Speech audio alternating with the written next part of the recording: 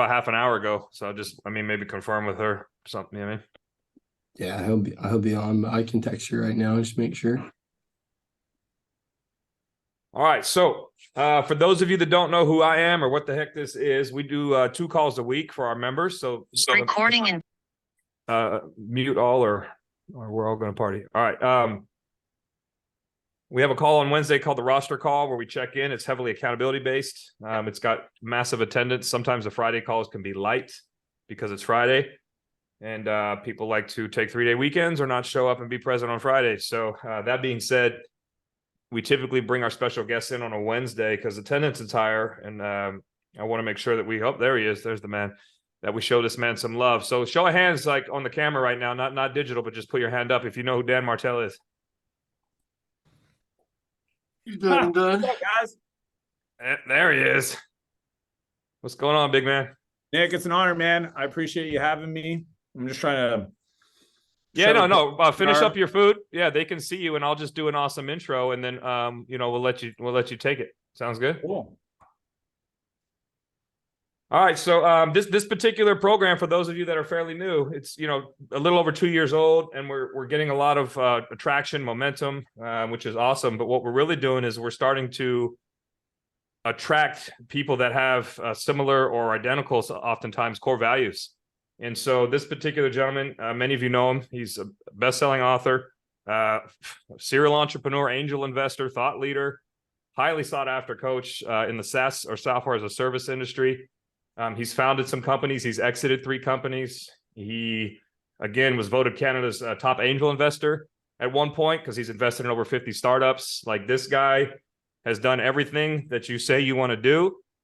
And not only has he done it, but he's done it from a place of still showing up as a husband and a father to 2 young boys. And so that's unique in this space because a lot of the people that you say you look up to, or the things, the optics, that the way they present themselves, it can seem flashy at times, but like they might be killing it in what we call one of the 4 domains. So if you're a part of the program, you know this. We build 4-dimensional men, which is faith, family, fitness, and then finance.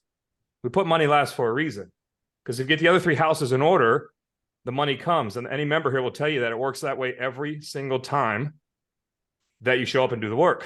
So this particular gentleman, this is actually our largest guest we've had here. We've had Brad Lee, we've had Keith Yackey, we've had Nick Long, we've had some killers, but this particular gentleman, it's interesting because he came via one of my members. So he jumped on one of my members' podcasts, Mr. Eric Gubler, who's here, of course. And then when I heard his story, and Eric called me as soon as he got done with the podcast, he was like, "Hey, this guy is us, like we are him." I mean, he's light years ahead of us in several areas, but everything that he said resonated.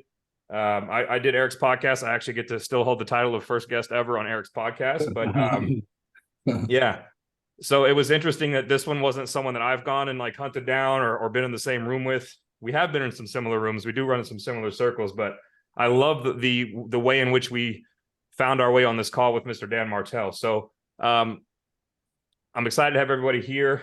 Dan, I trust you to talk about anything under the sun because we are in alignment, and I know it's coming from a place of absolute love, and if whatever you want to do to pour into these people, the floor is yours. Cool. Nick, as I mentioned, it's an honor. Eric, so good to see you, man. Appreciate the connection. Thanks for coming. I want to do something super fun. Okay. Do you guys want to have fun? Type yes in the chat. If you guys want to have fun, type yes in the chat. Look, I get it, man. Like, my understanding is you guys are a bunch of young men that are looking to improve your situation. You might have found yourself in some rough spots. And, here's this dude that you might have heard of or found on the internet, and you're like, what the hell is he going to teach me? Like, I'm very self-aware to know that may be the headspace you're in. Okay. So there's certain things I got to share with you to gain the opportunity and the privilege to even share this with you. So as it pertains to being successful in your life, what is the hardest thing for you to figure out? Type it in the chat. I'm just curious. I want to hear from everybody in the chat. When it comes to being successful, I want to hear from everybody in the chat. What is the hardest part for you? And then I'll calibrate what I share based on your answers. So please, if you guys would do me the honor. I've got Taylor, Gianni, Kyle Hudson, Perfect. Ryan, Adrian, Casey, Clayton. Yes. Cool. This is going to be so good. All right. I just got to make sure I pay attention to time. Where do we go from here? First off, let me just share who I am so you guys can understand kind of where I operate today. I have my own jet. I fly around the world. I run several companies, multiple 8 figures, 9 figures. I've got $100 million holdco where we buy software companies. Right now I'm in my studio. So this studio is 4,000 square feet and it's dedicated 100% to creating entrepreneurial content. I've got Loan, my videographer. You want to come? So he's one of my full-time guys. So he follows me around. We've got other folks. There's about 7 people on the media team. We have our coaching advisors out there. They help with the book. I came out, wrote a best-selling book called Buy Back Your Time. And I'm at a phase of my life. There's this entrepreneurial evolution. The first phase, and some of you guys may resonate with this, so write this down. The three stages to entrepreneurial evolution. The first stage is building from your insecurities, okay? Avoiding pain. And this is where I started. In my life, I grew up in a really challenging environment. I'm just curious, show of hands, how many other people in this room has ever been to prison twice and gotten a high-speed chase and almost took their life? Anybody else? Nobody? Am I the only one? Usually I get at least one hand. No, I'm just kidding. But I say that because that was my journey. At 17 years old, I found myself finally, after years, from 11, ended up in a group home, then a foster home, group home, crisis center, juvenile detention, open custody, prison. I mean, it's just crazy. My life, it doesn't even make sense that I sit here and I even share that I'm here. Like, you guys can understand. I was talking to my dad this morning. He's my best friend. And he just still laughs that this is my life. But when I started to finally build businesses at 17 years old, I taught myself how to code, and learning how to code saved my life. It was the new obsession. I really think it's important for us to find something that we're passionate about, that we can become obsessed about. Okay. Here's my little, this will probably be hopefully one of the most powerful things you hear me share all the time. Because everybody's like, what do I do with my life? How do I decide what I want to do? Do the thing that you find easy that everybody else finds hard. Write that down. Do the thing that you find easy that other people find hard, because it's in the fact that you find it easy that you will go further and master it than where other people would give up. So I just happened to fall in love with software and writing code, and everybody else back in 1997 said, that's crazy. That's for like computer science. Self-taught programmer started building apps. I'd love to tell you that I knocked it out of the park first company, but I didn't. Started, built a company, made a little bit of money, failed. Did another one at 19, made a little bit of money, failed. So 17, 2 years failed. Again at 19, 2 years failed. From 21 to 24, I was licking my wounds. I was a freelancer. I refused to get a normal job. My dad would beg me, why don't you just get a normal job? I went sideways for a long time. Okay, so some people hear my story today. I'm telling you, I'm not that impressive. I'm actually, it's embarrassing. See, the problem is sometimes, write this down, you compare my chapter 26 to your chapter 2. I've got 26 entrepreneurial years in me, 26 years of showing up and grinding and giving and focus and discipline. Not always. I drifted. I got setbacks. I had to rebuild.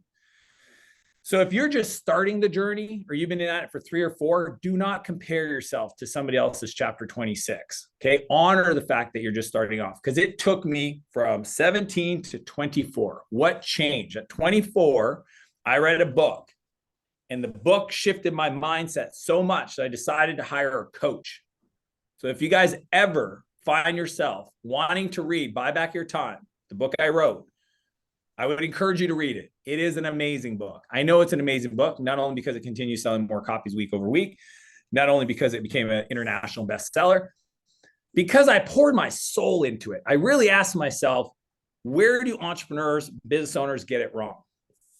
Now, from a mindset point of view, when I started, I was building from avoiding pain. I was building to prove my dad wrong, my mom wrong, every naysayer. I mean, when I got sober, most of the people I went to high school with and we became adults, their parents wouldn't even accept me to come into their home.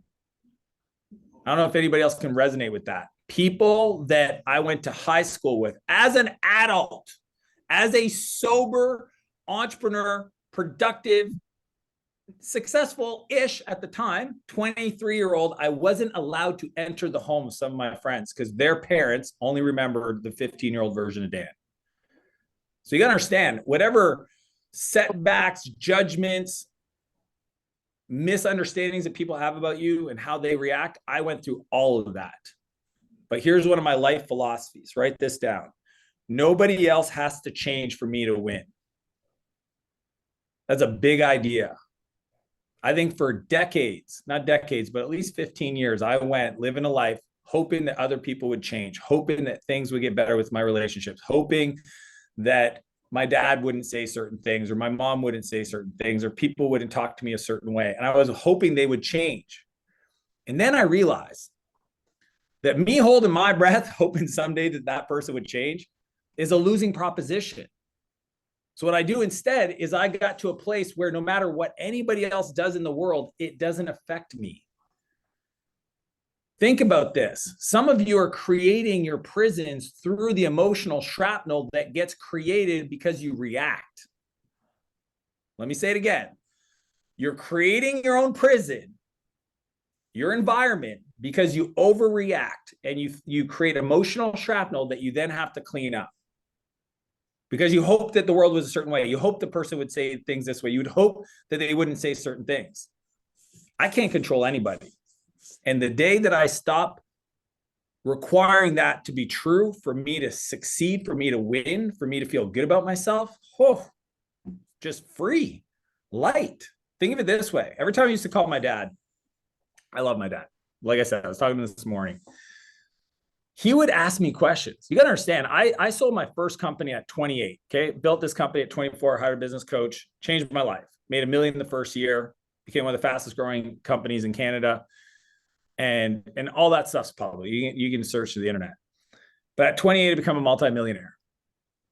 Even at that stage, when I would call my dad would ask me questions about business decisions or finance decisions or life decisions that would make me feel, I felt like I was a 13-year-old troublemaker.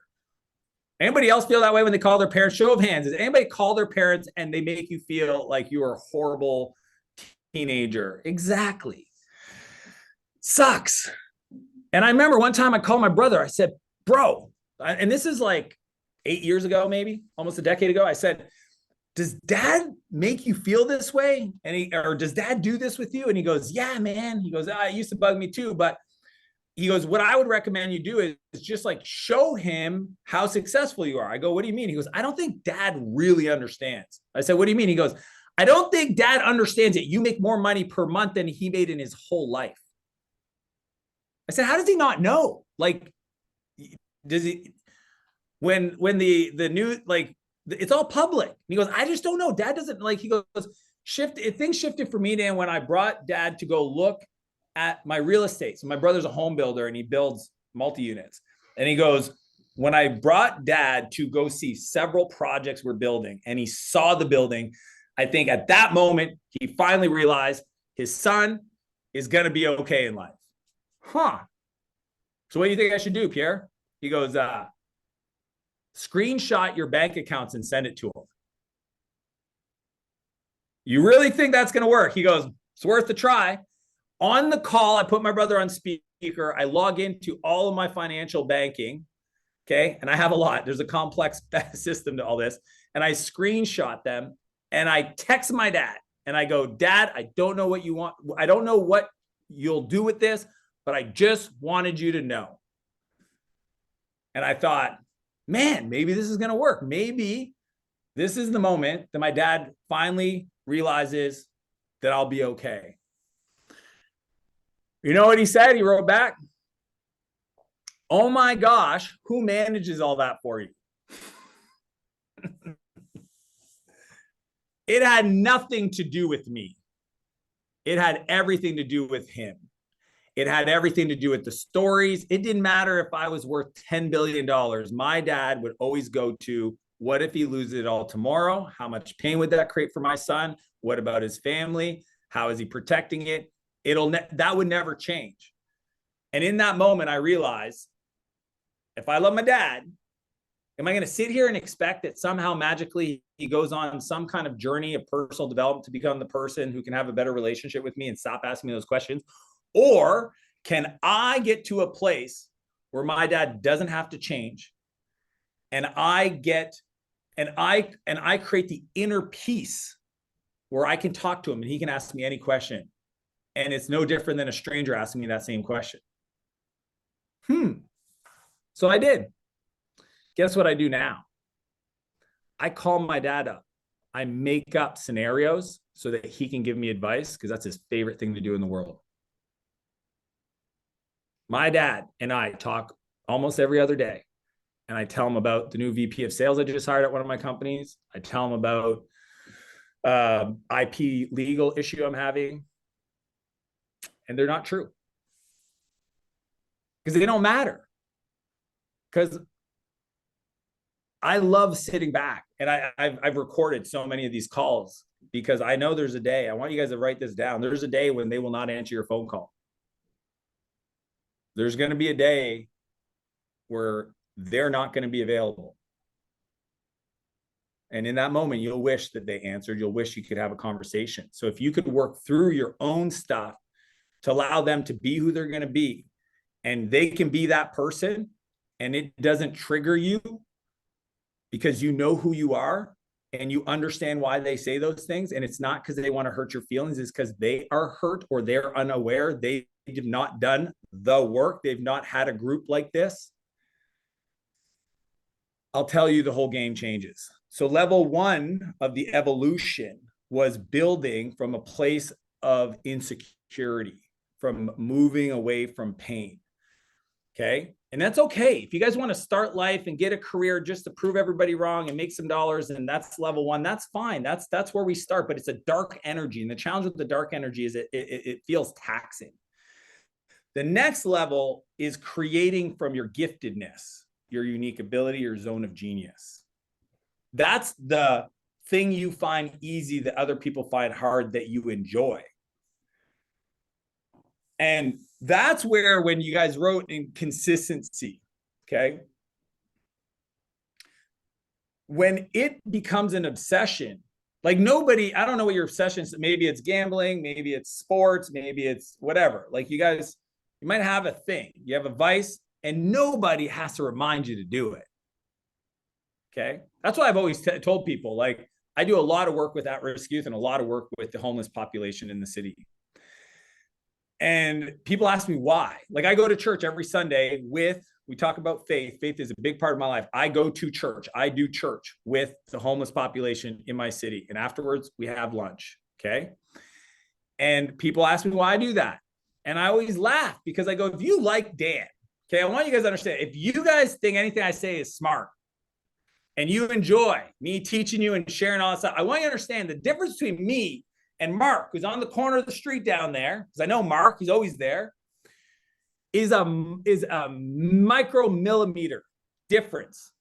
Dan Martell and Mark on the corner, very small difference. You know what the difference is? Do you guys want to know what the difference is? In the face of pain or challenges or setbacks, I have discovered a positive response to that. Unfortunately, Mark has a negative response to that. Think about this. I find people that have addictions fascinating because, you know, when I go speak to at-risk youth, I always leave and I say, you guys have more opportunity to kick ass in business than the business people do. And I'll tell you why. The people that have an addiction, like Mark, he wakes up in the morning. Does he have any resources? He woke up on the street. Does he have any resources? No. Does he have an obsession? Yes. His obsession is to get high or drunk. 100% of the time, every day, by 2 o'clock, typically 3 o'clock at the latest, 4 o'clock on bad days, he figures out a way how to make it happen. Here's my invitation for all of you guys. When you can show up in this world sober with that kind of obsession, mark level obsession, for your success, you will finally be successful. Some of you guys don't want it enough. Some of you guys are interested in it. You're passive about it. You're not playing full out. You're not willing to fight for it. You give up because somebody says something to you. You have fears around it. What will they think? You let your fears hold you back from being great. When you can have the level of obsession I'm having about being successful to drive you forward using your unique ability, then you get to graduate to level 2. Okay. And in that, we'll do some Q&A and I'll share some strategies. Level 3 evolution of the entrepreneur, really just the psychology, is don't start at the bottom level to avoid pain, to overcome your insecurities. Don't do it just because you're good at it, achievement, right? Your giftedness.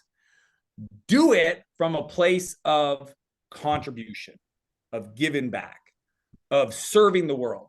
Okay. I just got to get a plug for my laptop. I just realized it wasn't plugged in. One sec. Long way. Can I get you to grab a power cable for me, please? Yeah, gotcha.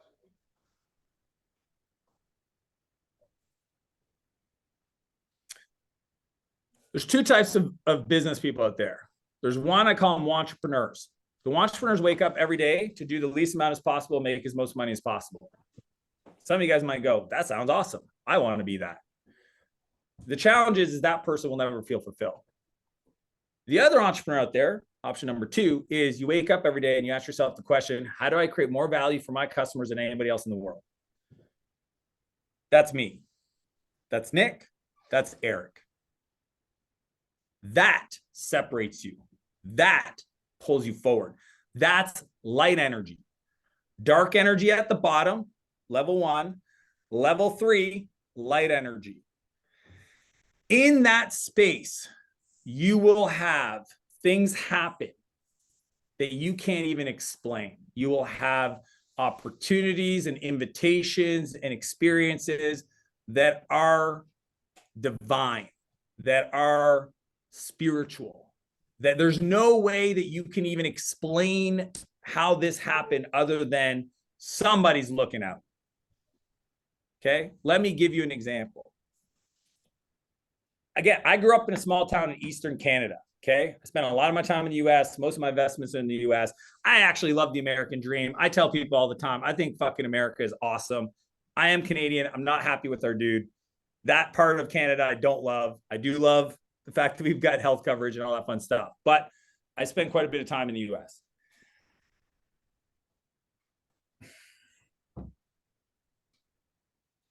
I actually just forgot what I was about to say. What was I saying right before I said that? Why was I going to talk about America? Nick, can you remind me what I was saying right before that? I leaned in on Justin Trudeau because I plugged in the name for you. I know, so shit. Went down the Canada route real fast. We're talking about the 3rd level, light energy. Yeah, dark versus light. And you're talking about adding value. You're talking about adding value to people's lives and how that'll create divinity, spirituality. Yes. Thank you for that. Yes. Okay. This is the story. Okay. 6 years ago, I go to an event, massive seminar, big event. I'm watching this guy on stage and he's doing his thing and he's being super inspirational and smart and all this stuff. And after a 5-day event, we were doing our goal setting and I write down, I want to speak on that stage. I don't know if you guys have ever had that experience where you're like, listen to a podcast and you go, someday I want to be on that podcast, right? 6 years ago, I wrote it down. Okay. Again, I grew up in a small town in Eastern Canada. Yeah, I made some money, but you know what? Like, truth is, a lot of people make a lot of money. Okay. Like, the things that would have to be true is just like whatever. Like, I couldn't even understand how that would ever happen. I don't know anybody that knows this person, blah, blah, blah, blah. I keep living my life, but I put it on my vision board. It's literally my vision board is a digital. I have a digital. It's on the wallpaper of my laptop. And then every one of my companies I do, it's called a Vivid Vision. And in the Vivid Vision for my SaaS Academy company, there's Dan on stage at this person's event. Okay.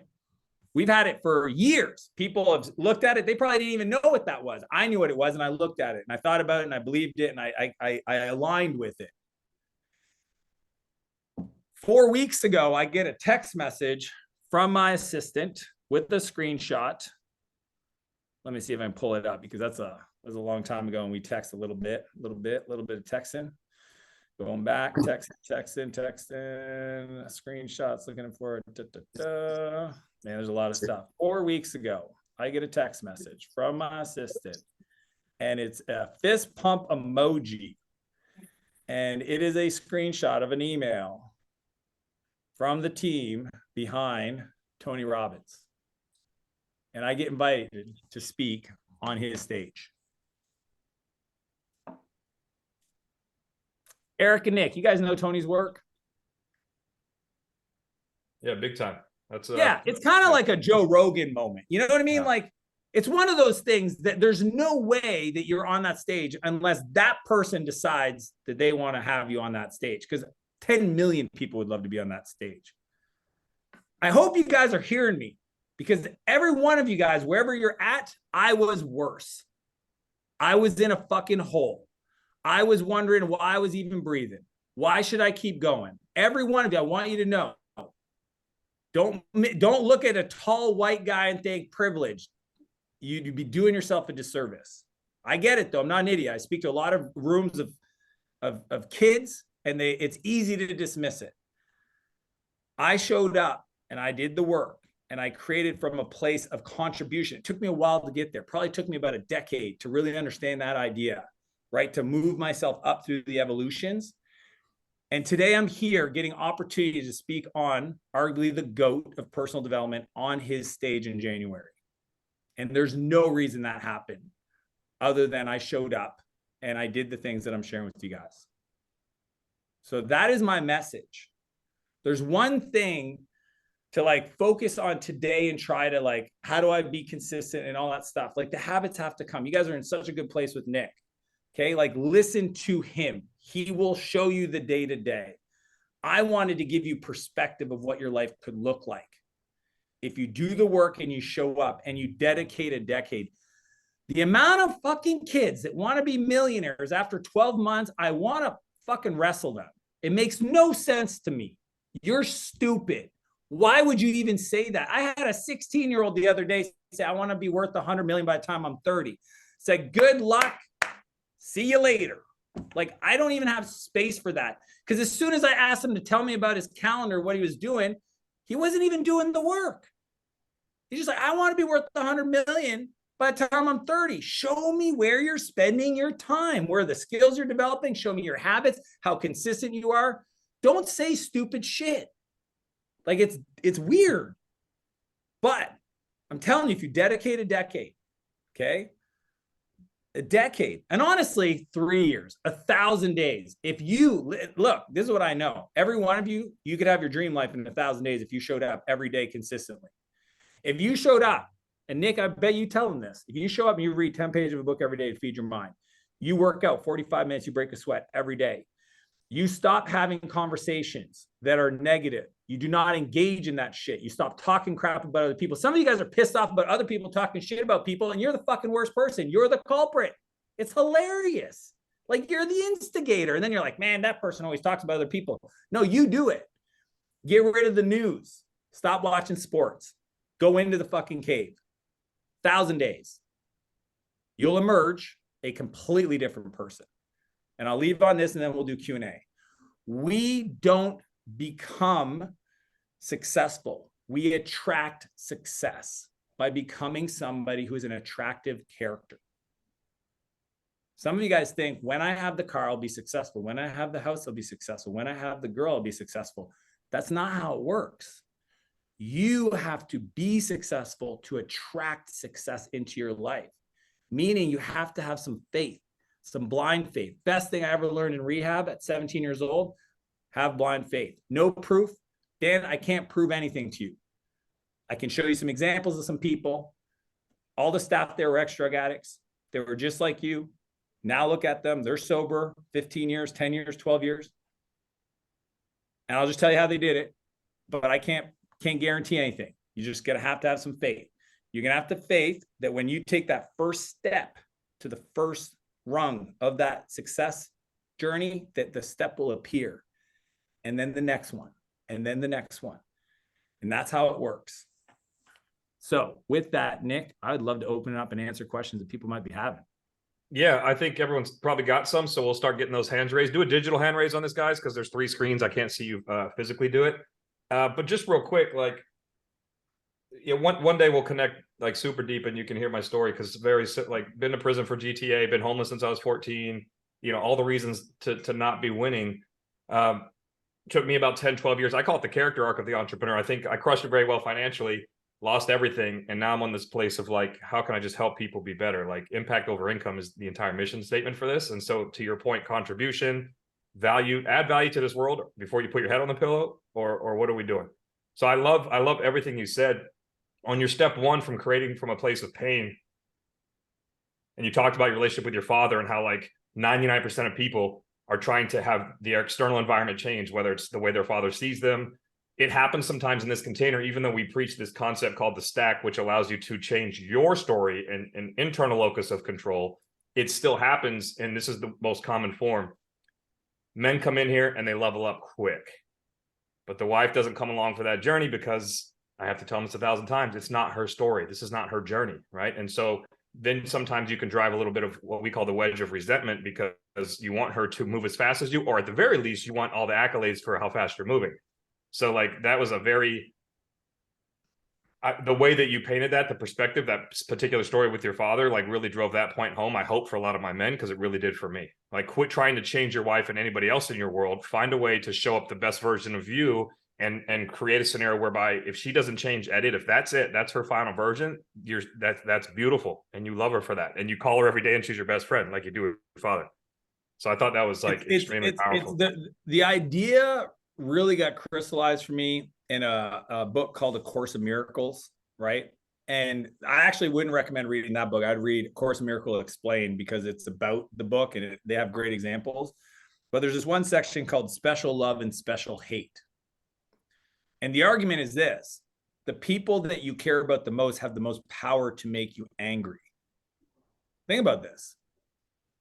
Like, a stranger telling you you'll never make it, you're like, you don't even know me, versus your partner in life. Well, that's not cool. And the whole argument in that section of the book is to stop having special love. Stop requiring other people to complete you. Stop searching for your fullness by some external thing. And to the degree that we can be complete internally without requiring anything external, then we will actually attract that stuff. That's why it's so funny when people say, well, I want to be rich.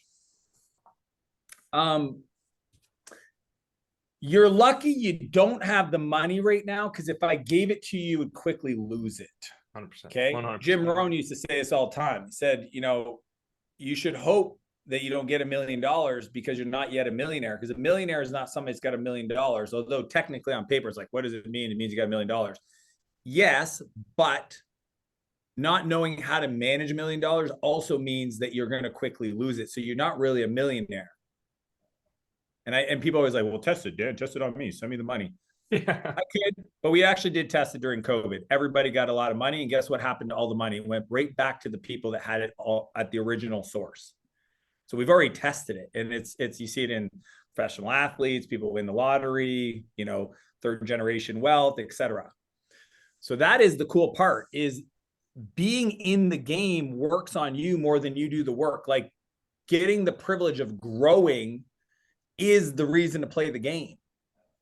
Like, I think entrepreneurship is the ultimate personal development program. I love it. I think it's the coolest thing. And whether you want to be an entrepreneur, like, I have a bunch of people on my team that they didn't start the company, but they work with me. They're my partners, and they make a lot of money, and they get to be in the game and growing. And I just think, like, when I stop requiring other people to change for me to be happy, it just took, like you said, the locus of control and who has the power. It took the power back and it gave it to me. Yep. And I'm a happier person because I discovered that. I love it. One more thing, just to prove how awesome this guy is, and what a small world it is, and that you 100% deserve to be on Tony Robbins' stage, because you appear to be everywhere lately. I have a buddy named Vince Del Monte, Toronto native. Another great Canadian. Yep, 7-figure mastermind guy. He knows you well, and he invites me to his house a lot when he comes down here, because he lives near me in Nashville now. Well, he bounces back and forth. So I'm in a spa with 5 dudes last night, and we're smoking cigars. And I mentioned that Dan Martell is going to be on my call tomorrow. And every single guy in that spa is either your neighbor and going to your Christmas party, is known you for 12 years. 2 of them are in your mastermind. And it was like a whole 45-minute session on how awesome Dan is and how lucky I am to have you on this call. So I just want to thank you again for hopping on. It was like Yuri, Dan Go. Who's the guy that was really Dave Rule? He does like a France mastermind. These are all like, I mean, you know what's fun for me is my wife always loves to play this game called Who's Dan's Best Friend? Yeah.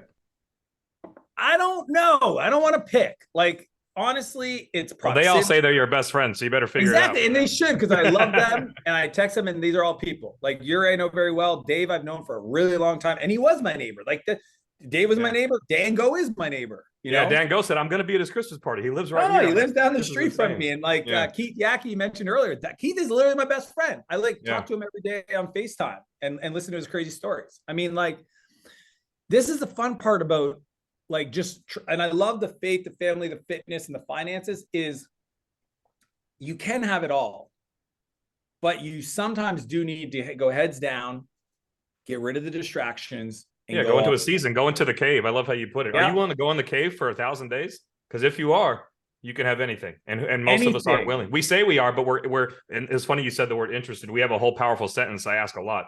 Are you interested or are you committed? Yeah. Because if you're just interested, you're a entrepreneur. I don't have time for you. I don't. Right? Are you committed to going in that cave for 1,000 days? We'll see what comes out. So I absolutely love it. I don't want to take up the time because I want my members to win on this Q&A. So let me jump into the order that they appear on my screen. Greg, I got Greg answer first. Talk to us. Yeah. Thanks. Dan, I want to thank you for your time. I myself, I'm a recovering addict, an oxy heroin addict. So when you brought up the guy on the street and all of that, I know what it took every day waking up with not shit and having to find my fix. So where I've struggled is I've taken that mentality into my business, and that does bring problems for me at home because I constantly want to work, get that fix, that money, whatever it is. And then I'm having, I'm always working and not spending the time with the family. So I guess the question is how do you balance that yourself? I've learned a lot with Nick on how to do. I put my phone down, things like that. But in your opinion, what's the best way to do that? Well, there's a lot of ways. I don't want to go too advanced, but you seem like you could be. Are you ready for a little advanced, or do you want the basic? A little advanced. All right, let's go a little advanced. I had this problem. I built a company when I was 24 to 28, exited the company, became a multimillionaire. And in the process, I was engaged to a woman and she left me. So I get the challenge, the pain of working 100 hours weeks. And it's easy because we love the addiction of the game. We like to progress. Then I meet a mentor. I moved to San Francisco. I'm in Silicon Valley. So I lived there for a while, built 2 venture-backed companies, exited those. But one of my mentors there, a guy named Naval Ravikant, okay, you guys he's been on Joe Rogan, he's brilliant, but I met him in 2008. And he shared with me that there's 4 ways to create leverage. So if you think about output, okay, like your ability to generate revenue in your business, time is a constant. The output is a variable. So what is the multiplier to increase the output? It's leverage, okay? Well, there's only 4 ways to create leverage. I'm going to give them to you. Okay, so write them down. You guys are going to want, I'm going to say it and you're going to go, shit, I should have wrote it down. You'll never hear this outside of this conversation. Number 1 is capital, money, huge leverage. 2 is content, standard operating procedures, training videos. You do them once and it could train 10 million people. 3rd is code, automation, software, in today's world, AI. And 4th is collaboration, people, leadership. So Greg, what I would tell you is your ability to grow your business is untapped if you decide to become masterful at those 4 skills. that capital is never a constraint to your growth. You understand how to create content in a way that scales and use standard systems. You understand how to use automation and software and code. You don't say, well, I'm not a technical person. Stop saying that. Lean into it. Try to figure it out. And then fourth, how do you lead people, right? How do you buy back your time? That is what my book is all about, is that fourth collaboration, okay? I may write other books on the other ones, but that one is the best version of it. Because I understood that when I did my next company, I constrained my work hours and I made it a game to say, I'm only going to work X amount of hours. Okay. And your number is whatever your number is. For me today, it's 36 hours. I work 36 hours. Now, when I work though, I would make your head spin. I have people around me. I go meeting to meeting to meeting to meeting to meeting. Okay. It's structured. I have a driver. I have a pilot. When I go, I go. And when I'm off, dude, I lay on the couch and I fucking scroll TikTok and I hang out with my kids. I am the most normal person when I'm not working. Okay. But I am a person that says when I create, when I produce, when I am executing and scaling, I use those 4 master skills. So at the end of my day, the way I do it, I have a Google Doc, okay? And I don't do my email. I don't do my calendar. Again, I bought back my time, okay? I'm just telling you the way I do it. But you can do this at your level. At the end of the day, when you decide enough's enough, that I'm only going to work 8 hours, 10 hours, whatever it is, okay? So for example, when I'm on vacation and I work, I wake up at 3:30 in the morning so I can get my shit done before my kids wake up, because I never want to not be available for them. So they wake up at 7:30. I got 3:30 to 7:30 to get my shit done. 4 hours and I execute. Those are just little examples of saying, hey, I can have both. I just got to sacrifice. Dan has to sacrifice. Okay. So yesterday I woke up 3:30.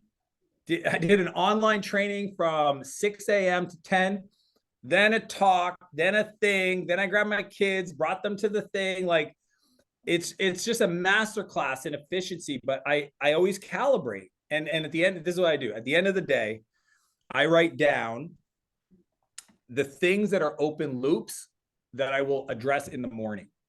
And I close my laptop. Does that make sense? I close my laptop and I stop, and I don't think about those things anymore, because I took the open loops and I put them on the Google Doc. And the first thing I do in the morning is, and usually I'll schedule stuff. Like when I close my day, because my mornings, I don't really do meetings until 11 a.m. Me personally, you may not have that privilege. That's fine. But like when I work in the morning, it's to create and respond and design shit. I block that in and then I'm done. And then at night, I have a journal. This thing sits next to my bed. And I wake up and I draw and I write shit down. I close it and I put it there, and it's tomorrow morning. Okay. I don't like, here's the thing, dude. More work isn't the answer. You think more work's the answer. I'll tell you this way. I had a friend the other day. I was hiking with him. Good friend, 8-figure CEO. And he's like, you know what? I'm good. I don't want to grow anymore. I go, well, it sounds like you want more time to be with your kids. He's like, yeah, but I'm just scared if I grow, then I won't have time. So my kids are young now. And what if I sacrifice that stuff? I said, hey, can I invite you to consider a different option? He goes, what's that? I go, I think you could have both. He goes, I don't understand how I could do that. I said, I think it's because you don't realize that you don't have the skills. And I love you, but I want you to hear this.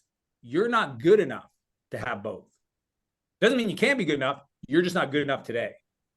You're not a good enough leader. You don't understand how capital works. You don't understand how code works. You don't understand how content works. And because of that, you can't get the leverage you want to grow your business. And the only tool you keep reaching for is hard work and being away from your family. Oof. So I'm just saying, you can have everything you want if you decide to get good enough and develop the skills. But those are the skills. I just gave you the answer to the test.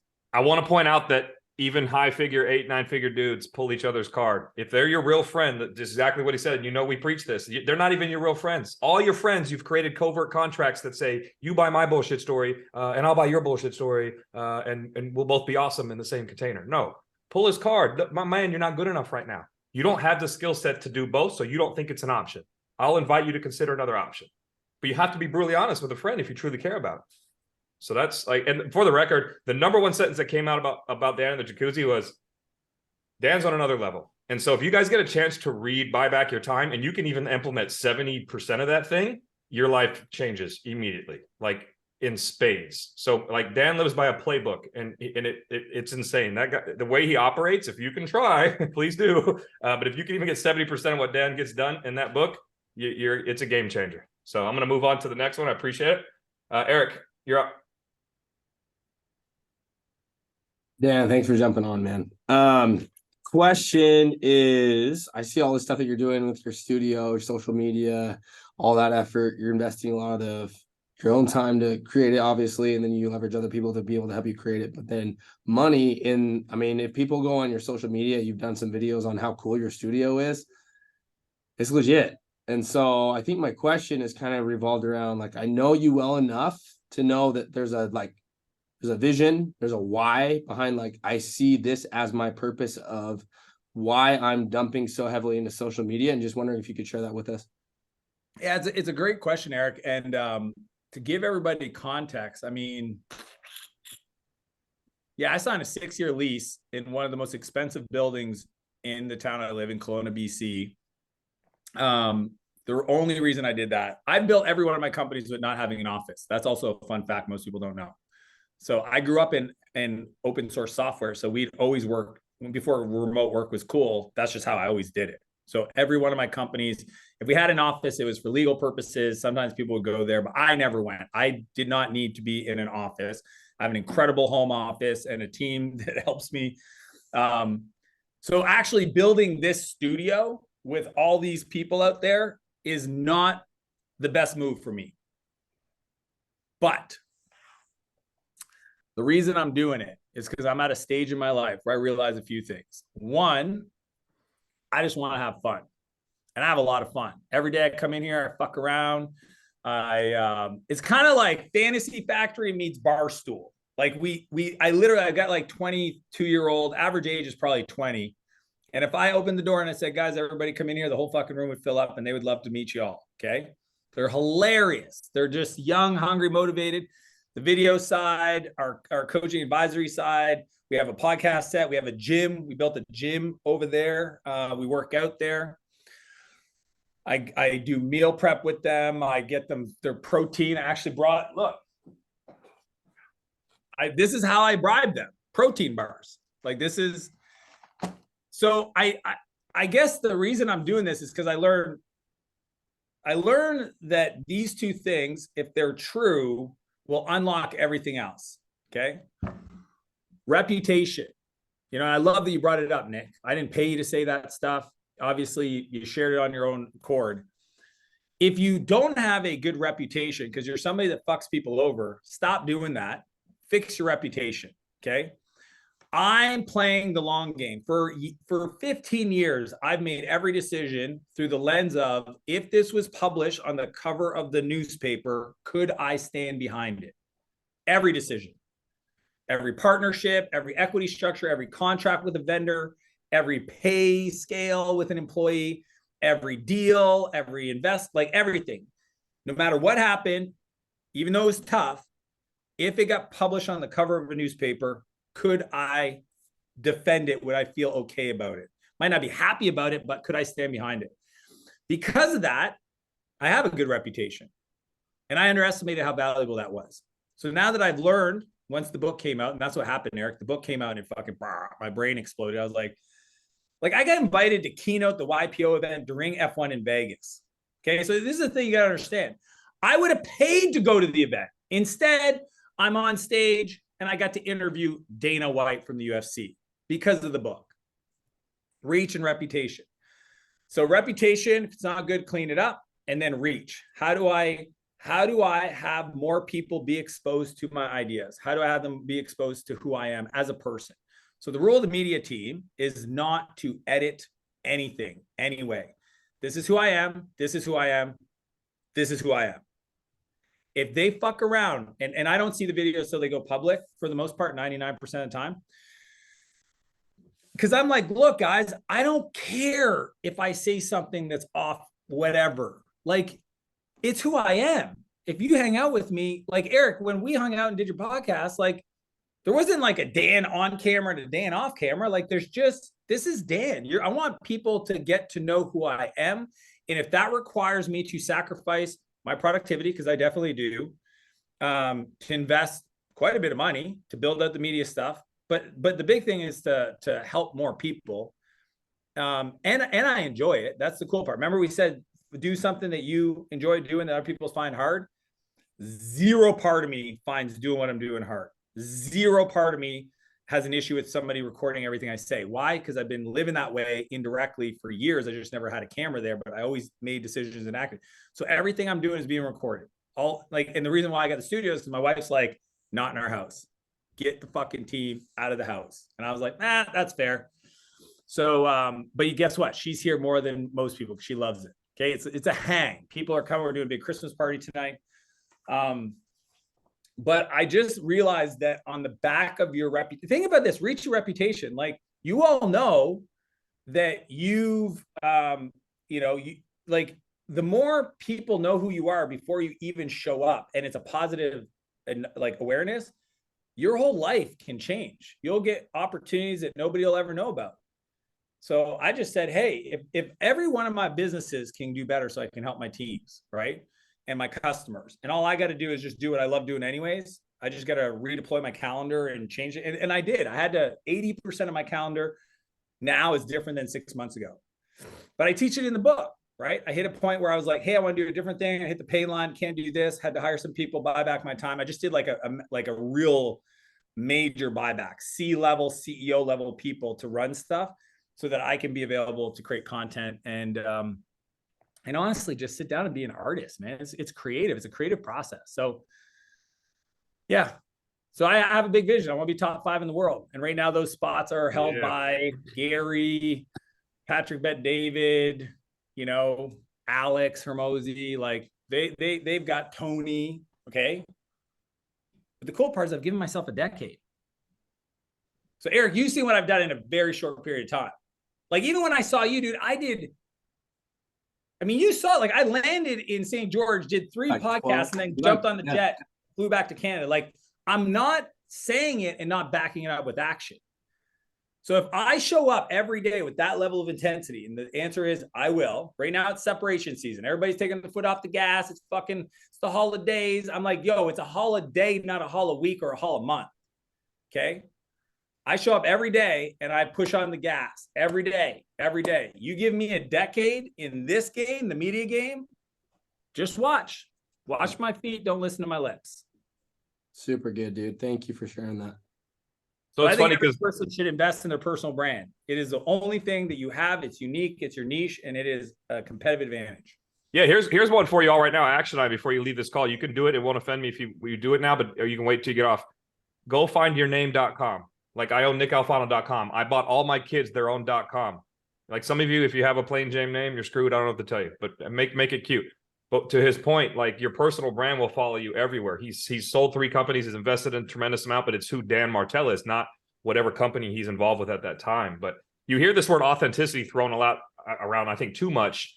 And Dan, you don't know this. You just said separation season, which is our entire theme for our event coming up next week. Is all over the flyer. But more importantly, it's the 5-year anniversary of what I drew up called the Truth Agreement. And I was a lawyer when I did this agreement, and I wrote an agreement that says I'll never lie ever again.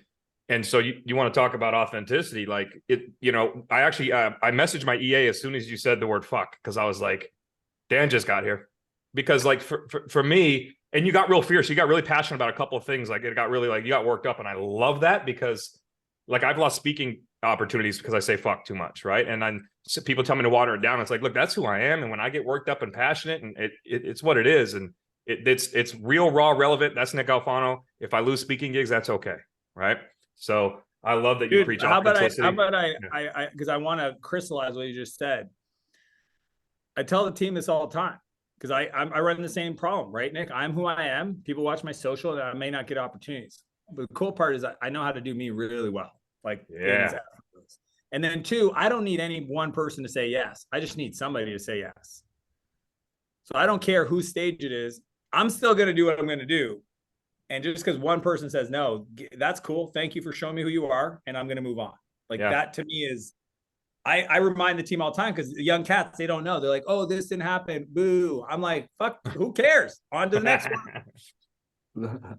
Yeah, these young cats. We even talked the same, bro. Yeah, we got They're my favorite. I literally, that is they're keeping you young, bro. That's your fountain of youth behind you. You know that. I did not.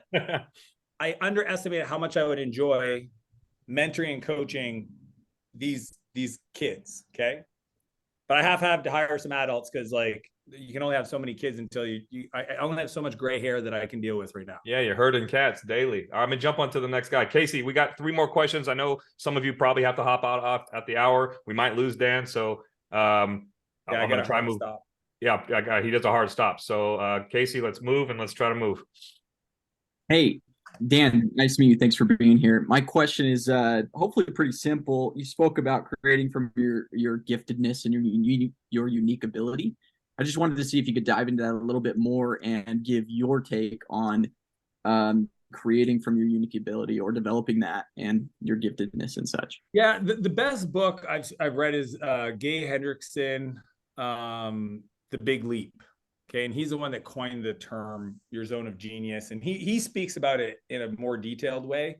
But the best way to explain is literally find the thing that you love to do that other people find hard, and then just go all into it, right? Just try to create value in the world, not monetize, but you can and you should. I don't think you should do shit for free, but don't worry about monetizing. Just go become the best and the best. Like there's these thing that Naval taught me about 4 levels of luck. And I don't have time to go through the 4 levels. You can Google it. But the top level is essentially prepared luck, whereas you're so good at what you do, you're the tip of the spear, that other people that are also great at their thing, when they get lucky, they bring you their luck. Does that make sense? I'm one of the top software people in the world, okay? By any measure, that's me. I get presented opportunities from other incredible entrepreneurs that want to partner with me because of who I am, reach and reputation. Warren Buffett gets deals. So when we go in on our unique ability or zone of genius and we decide to become the best in the world at it, which scares people, they're like, oh, I could never, that's a big thing. I could never, I live in a small town. Why would I say be the best in the world? And just give yourself a long fucking time to do it. Go 20 years. Just give the rest of your life. Like what if you dedicated your life to being the best in the world? Even if you didn't do it, the journey be worth pursuing. All right, so and that reminds me of a quote, and then we'll carry off because you have a hard stop. It's the Marianne Williamson quote: "Our deepest fear is not that we are inadequate. Our deepest fear is that we are powerful beyond measure." And most of you are actually scared shitless of being as big as what Dan Martell has created in his life. And I would challenge you to push back against that. Most of you are scared to shine because it casts a shadow on others, and you don't want other people to feel some kind of fucking way. That's not how this works. You are obligated, your responsibility to show up as your best and highest self and add value. And if people have a problem, they're projecting their insecurities. You don't deal with that. So I just want to say thank you 3,000 more times. I know you have a hard stop. It's 1:59 on our schedule. So Dan, man, I can't say enough. Nick. Eric, thanks for connecting. Dan, thanks again, guys. I'm gonna say this too, and Dan, you can leave whenever. But his book is incredible. So if you're, all of you entrepreneurs, go through his book. I promise you, you will learn something that you can apply today in your business that will help you scale.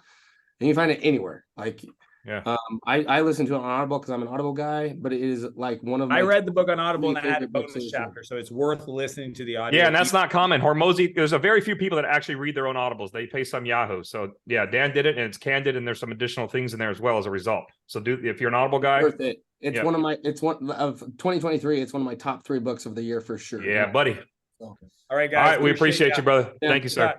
Hey, and then for everybody on this call too, real quick, it's in St. George.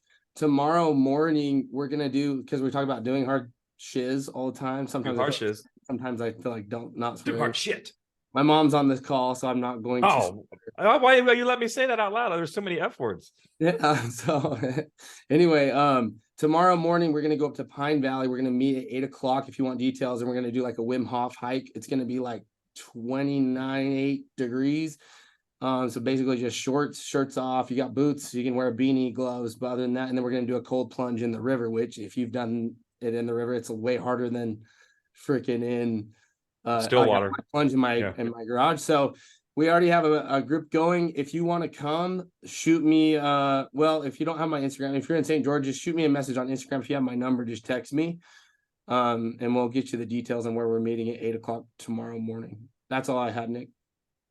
Yeah, I think we're good there. The event is pretty close to full. There's maybe 3 or 4 seats left. So if you guys are interested in that, anybody has a question, you can check out reprogram.ai. I think, like I said, there's 3, maybe 4 seats left. I expect them to be filled because I think we've got some calls lined up today. But I can't say enough. And if you want to talk to any member that's on this call about that, like, it will be one of the top 5 experiences of your entire life. Like, it will be up there with your marriage and the birth of your children. And when you're on your deathbed, you will remember the 2.5 days you did in St. George. And if you don't say that to me, I'll give you your money back. So yeah, that's something to think about and get with a member. If you know a member, if you were invited here as a result of a member, just ask them what it's looked like for them to hang out in this container for 60 days, 90 days, 1 year. We've got some 2- and 3-year vets on this call. So other than that, I appreciate you guys taking time. We'll find a way to get this recording out to those that need it. And yeah, I love, honor, and respect every one of you. Peace outside.